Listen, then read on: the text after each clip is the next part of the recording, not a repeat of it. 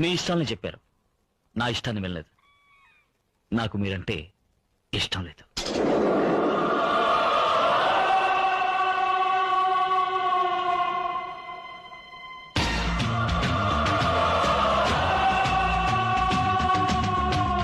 మీరు ఒక మగాడిని పెళ్లి చేసుకోవాలని ఆశపడుతున్నారు, నేను ఒక ఆడపిల్లని పెళ్లి చేసుకోవాలని ఆశపడుతున్నాను.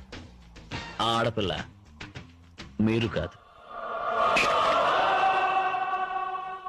ఇంకెవరినైనా నువ్వు ప్రేమిస్తున్నావా?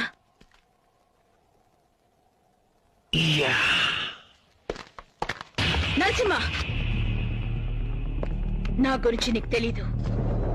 ఈ నీలాంబరి అంత తేలిగ్గా దేని మీద ఆశపడదు.